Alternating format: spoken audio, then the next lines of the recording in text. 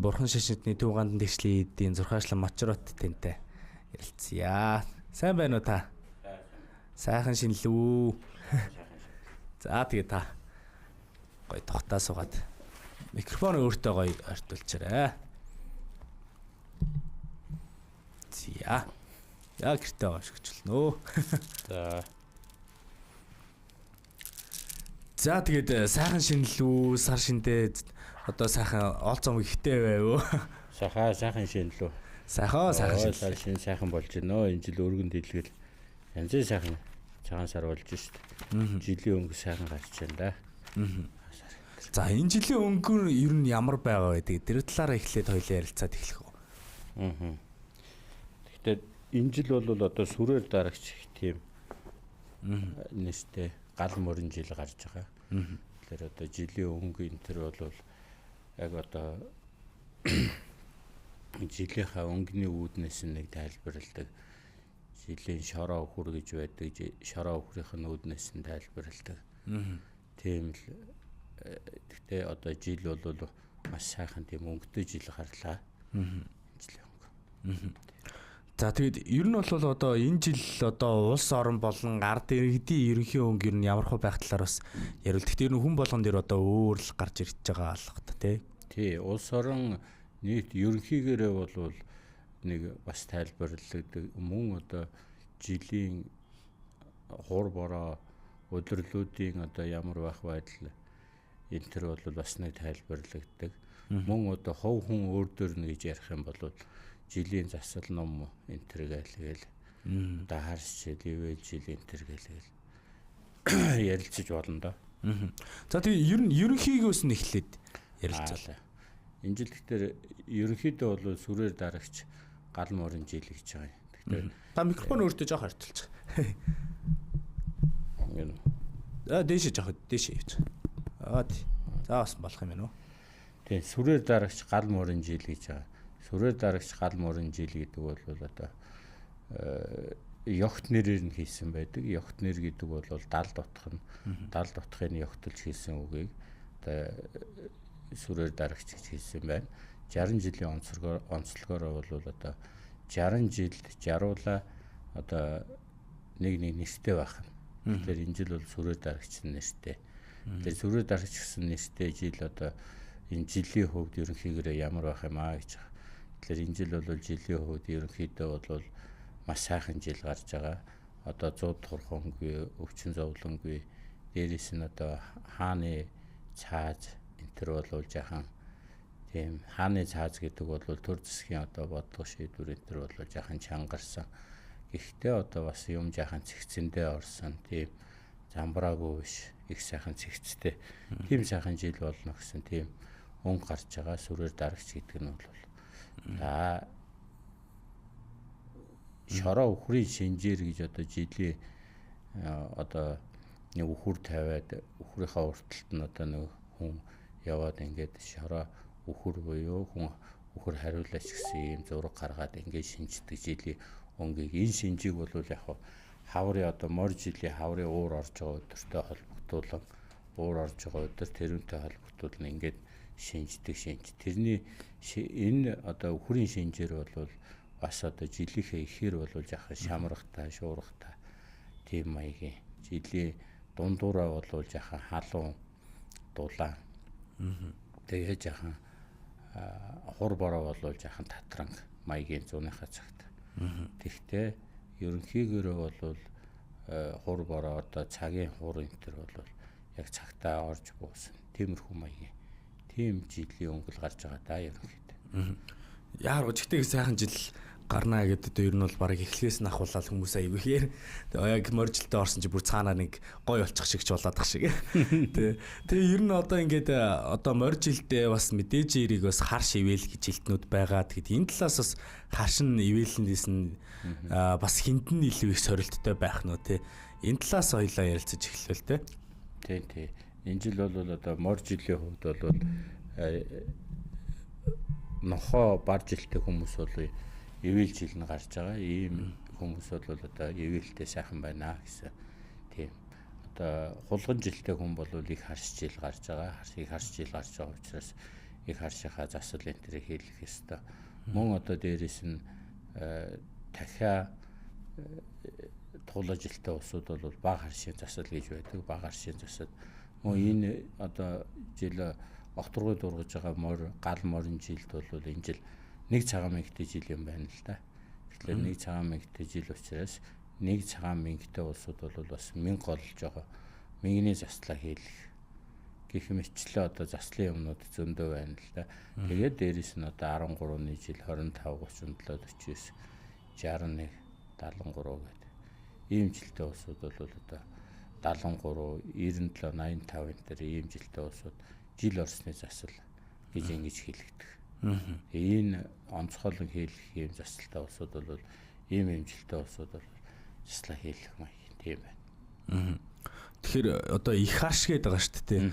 Тэгээ их харш жилтнүүд маань одоо сая хулган жилтэй хүн. Тэгээ хулган жилтэй ганц хулган байсан уу сая би? Нэг хулган л байгаа. За. Хулган нь болохоор одоо яг ямар зүйлсүүд хийх одоо нөгөө нэг засал номоо хийхээс гадна анхаарах ёстой зүйлсүүд байгаа. Ер нь бол их харш жилийг ингэж тоолж байгаа.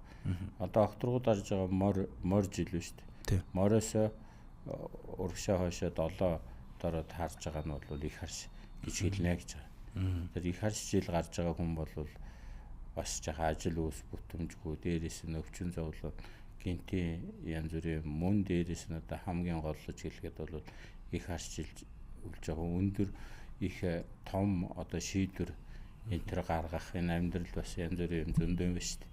Тийм шүү дээ. Хүн тиймэрхүү үедээ бол тэр заслын юмаа сайн хийлгэх гэж ингэж ном энэ төрт буусан байгаа. Тэгэхээр одоо тэр хулган жилтэй хүн тийм ажил энэ төр хийхэд саадах юм уу, дээрээс нь бие хаавдах юм уу, янз бүрийн юм л их л гардаг юм байна л да.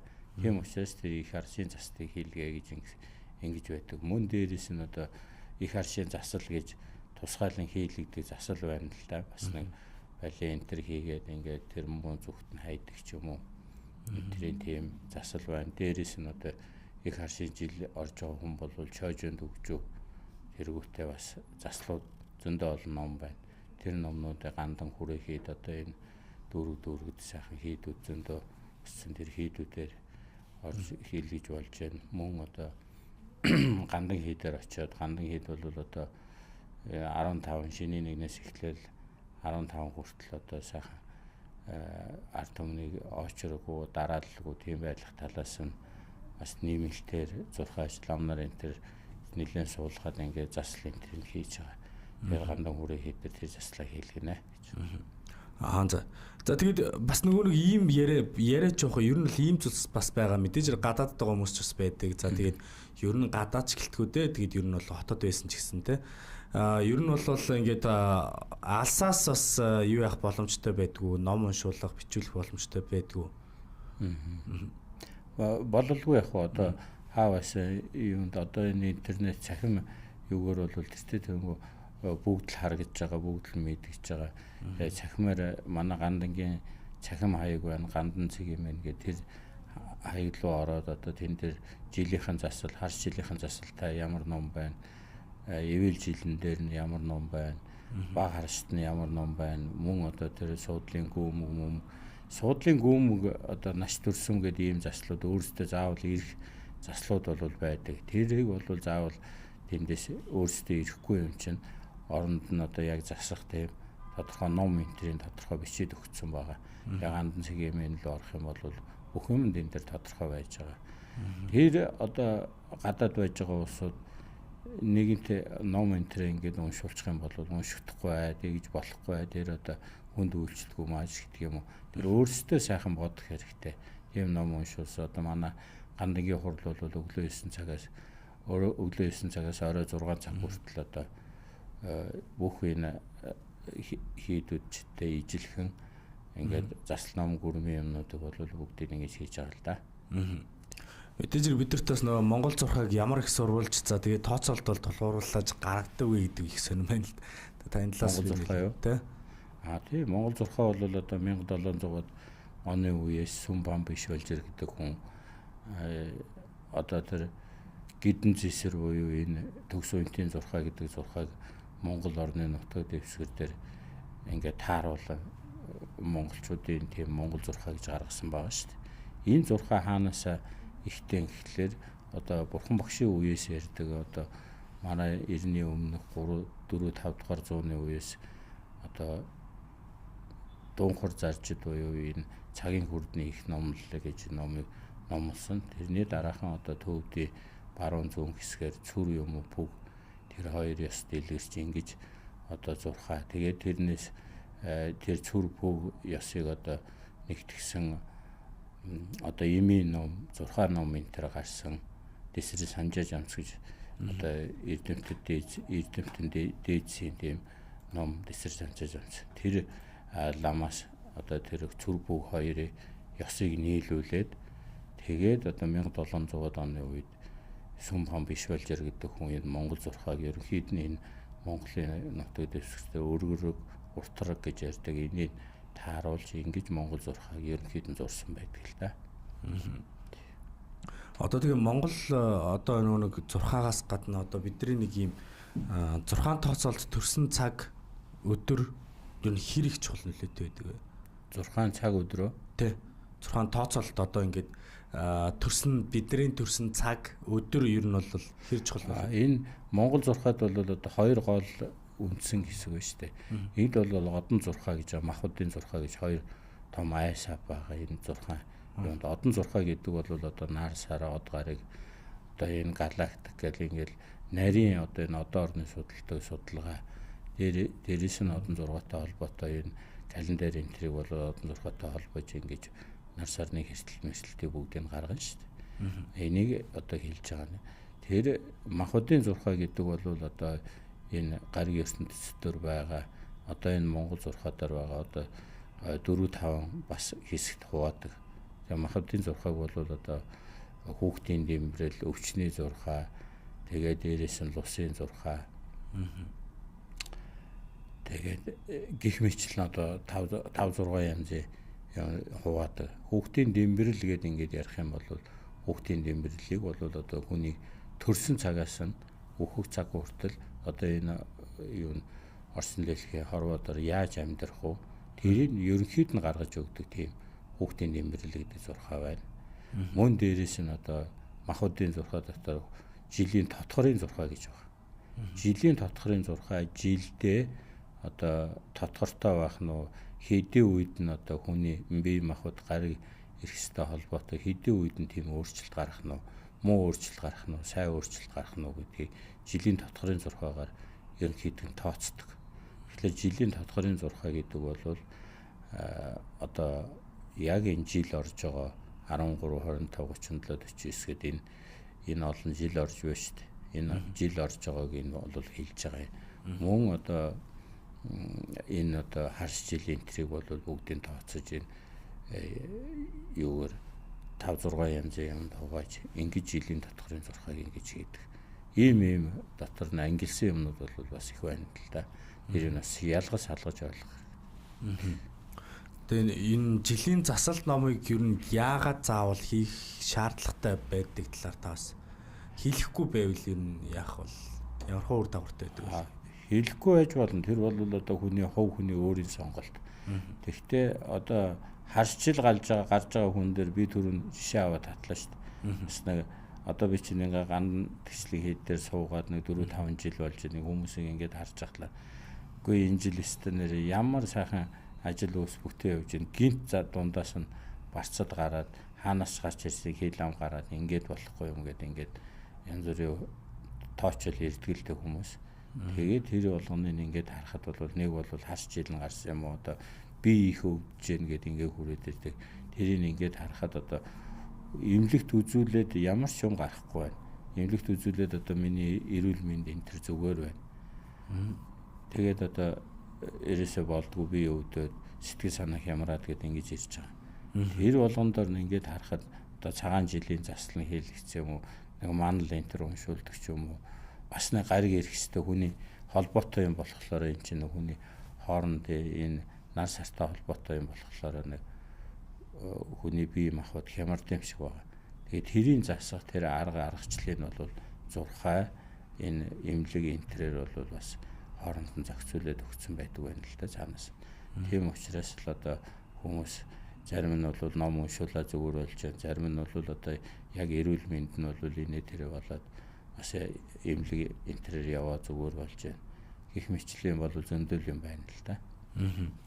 Ер нь маргааш буюу сарын шинийн өдрүүдэд бол одоо хүнд эм тариа хэрэглэх за тэгээд хагалгаа зэрэгт ороход бол одоо шинийн 8-ны өдөр хэр тохиромжтой байна вэ? Тэ маргааш өдрийн зурхыг та танилцуулж болох болоо? Яг өдрийн зурхаа маргааш ч одоо хэдэнд харж байгаа юм бол би календар цаг тооны бичиг харах юм бол тэн дээрээс ерөнхийдөө 24-нд л маргааш байгаа да. 2 сарын 24. 2 сарын 24 нөө. Шинийн 8. Шинийн 8. Ер нь бол 8 чинь одоо мандал бурхны буултаа өдөр шүү дээ. Дарих бурхны буултаа өдөр. Тийм учраас маргааш бол ямар ч бас эрүүл мэндийн талд бол тийм үү биш. Сая өдөр маргааш чинь мандал их мандлыг бол бүтнээр нь хуурдаг. Мөн дархи мандал шава энэ тэрийг уншдаг. Гол одоо хүний ажил үйлсийн талд бол бас их сайн шинийн 8-нд бол гэхдээ энэ жилийн шинийн 8-нд тасарсан байна уу ямар байна тийм байгаа байх шүү. За би тэгээ сая ер нь сонсоод байхад өөрийнхөө баг харшаа мэдлээ. Тэгээд бас ганц цагаан мингтэй хүн бохгүй бич бас нэг цагаан минг. Тий. Тэгэхээр одоо баг харшин 37-ны жил орж байгаа. Гүү би ч одоо 26 таон шүү дээ. За. Тий. Тэгээд одоо чинь би чинь тэгэхээр засал номоос яг одоо нэг цагаан мингнийхээгаа тэгээд баг харшийнхаа хэлэх болж байна гэсэн үг. Тийм. Нэг цагаан мингний засал гэдэг нэг цагаан мингтэй улсууд нь бол нэг цагаан мингний засал гэдэг. Би одоо энэ мингнээс бас нэг хэд хэдэн зүйлсүүд бас асууч юу. Тэгэхээр одоо бид нар чинь ингээл нэг цагаан минг за тэгэл нөө хоёр хар минг гэх. Тэгэхээр энэ цагаан хар мингний талаар бол ер нь бол сайн мэдлэггүй байгаа хүмүүс бол олон байгаа хаа. Тэгэхээр энэ минг яг юу тодорхойлдог вэ? Талаар хэлвэл. Энэ одоо эн чинь бол ингэж бас одоо энэ жил нэг цагаан мингтэй жил байна шүү дээ. Энэ жил төрсэн улсууд бол нэг цагаан мингтэй гэл явна. Одоо дараа нь 2 хар мингэн төрсөн мингтэй жил төрсэн хүмүүс бол 2 хар мингтэй гэл явна. Тэгээд одоо яг уу мингний хувьд бол нэг цагаан мингтэй хүн бол одоо жанаасыг бурхан шүтэх маягтай. 2 хар мингтэй хүн бол одоо суврахтаа очирван бурхан шүтэх. 3 хөхөн мингтэй хүн бол дорцсын бурхан шүтнэ гэдэг. Ингээд одоо 4 ногоон мингтэй хүн суурахгүй очирваа шүтнэ. 5 шар мингтэй хүн бол одоо бурхан багш шүтнэ. 6 цагаан мингтэй хүн бол мандал бурхан шүтнэ. 7 улаан мингтэй хүн бол ногоон дарих бурхан шүтнэ. 8 цагаан мингтэй бурхан багш. 9 улаан минг гээд ингээд одоо 9 улаан мингтэй хүн бол маншар бурхан шүтнэ гэдэг ингээд 9 минг байдаг юм байна л да. Тэгэхээр энэ мингний одоо яг 9 насны хооронд мингний өөрийн засал гэж ирдэг. Тэр мингний засалтаараа яадаг гэхээр хүн мингний засал ирэхлээр тэр өөрийнх нь жилийн мах бодтой ижлэхэн тийм минг орж байгаа болохоор тэр мингний засал ирсэн үед хүний бие махбод их ямард юм байна л да.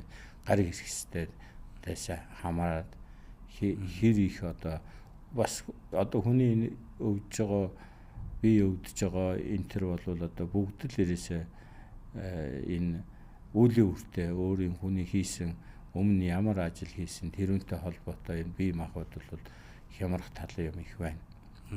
Тэгэхээр 6 талаас бол тэрийг тооцоолоод 9 одоо гар хэрэгстэй одоо 9 насны хооронд тийм эрсдэл хүнд ирэх юм байна гэж тооцоолоод тэн дээр нь ийм засал хийх ёстой. Тэр үлийн үр дээр одоо сайн үлийн үр ирсэн бол тийм болох нь муу үлийн үр ирсэн бол тийм болох нь гэдэг ингээд тооцоолоод энэ заслыг хийх юм бол бүх хүмүүс таарна гэдэг ингээд нарийн тооцоолсон байна л да. Тэгээд тэр засал энэ тэрийн одоо мэгний засал энэ тэрийг хийлгээл ингээд явах. Тийм байна л да. Би тэгэхээр бас нэг юм тодруулаад асуучаад ер нь хүмүүс маань нийт монголчууд бааж гэх юм те зурхаач дээр оцсноороо яг юугаа мэдэх боломжтой байдаг талаар бас мэдвэр байна л да. Одоо яг мэдээж мингнээс өксүүлэл мэдчих авах л та. Гэтэ бас нөгөө тухайн хүн өөрөө хувийнхаа талаас юу мэдэх боломжтой бол зурхаачтай уулзнаар. Одоо зурхаачтай уулзах юм бол хамгийн эхлээд хүүхд болон төрөөл хүүхдийн дэмбэрэл гэж хүн төрөөл хүүхд өөрийнхөө дэмбэрлийг гаргах ёстой. Дэмбэрэл бол шүтэн барилга гэж байгаа. Шүтэн барилга энэ орчин дэлхий дээр төрөөд газар дээр ингээд төрж байгаа учраас энэ дэлхий дээр хідэн насандаар нь ямар барцад гарах нь вэ? Хідэн насандаар нь одоо тийм барцад гарах нь вэ? Өвчин зовлон хідэн насандаар нь гарах нь вэ? Ямар мэрэгжил мэдлэгтэй болох нь вэ?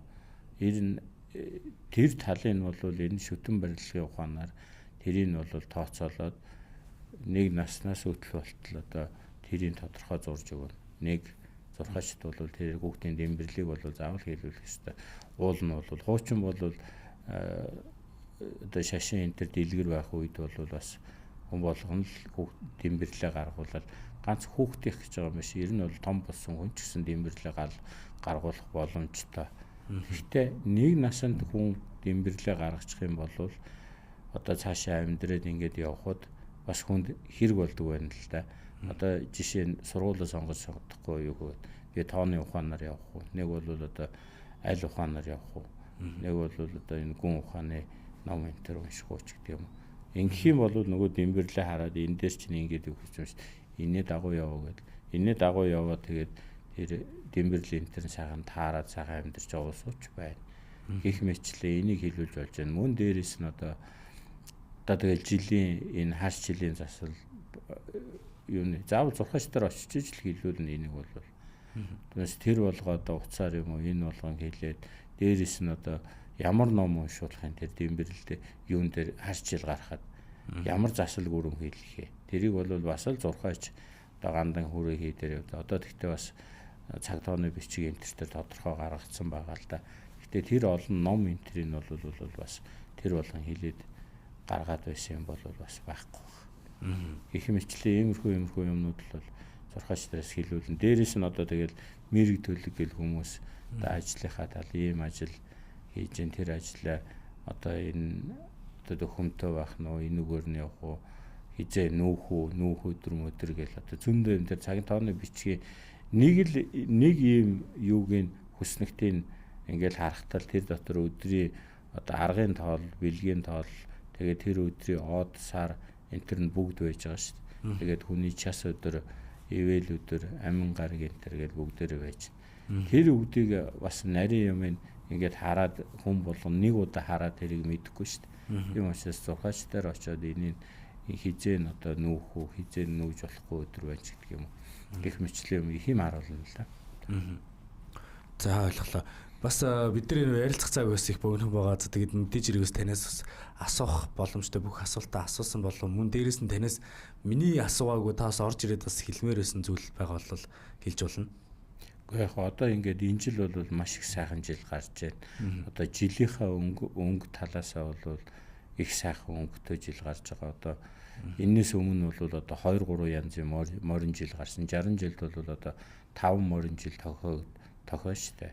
Энд чинь 5 махбодтойгоо ингээд дүүгээд ингээд 5 морин жил энэ бол одоо энэ 60-ны 17 дугаар 60-ны 40 дахь жилийн жил.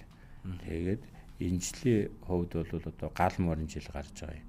Одоо дахиад одоо 48 онд 60 солигдын дараагийн 60 солигдохын хооронд дахиад нэг мор жил гарна. Тэгэхээр энэ 60-нд бол одоо Чингис хаан 1204 онд Чингис хаан мэндэлсэн гэдэг үү. Тэгэхээр Чингис хаан мэндэлэхэд бас л одоо гал морин жил мэндэлж исэн юм байна. Тэр үед одоо хэддүгээр 60 байсан дээр.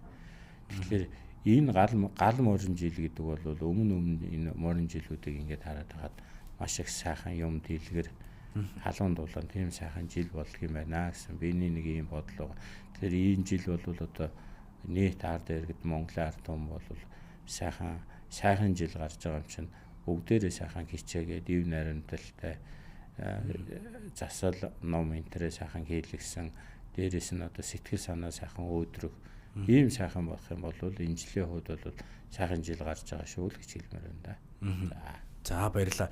Таныг бас хүрэлцэн ирж бидний урилгыг хүлээн авч ирсэнд маш их баярлалаа. Тэгээд таны ажлын үүсэх одоо ирж байгаа болж байгаа гал морин жилдээ бас гал шиг дөрвөлцөж морин шиг давхаарай гэж танд хүсье өрөө. За баярлалаа. Та бүхний ажил үүсэд сайн сайхны хүсье өрөө. За баярлалаа. За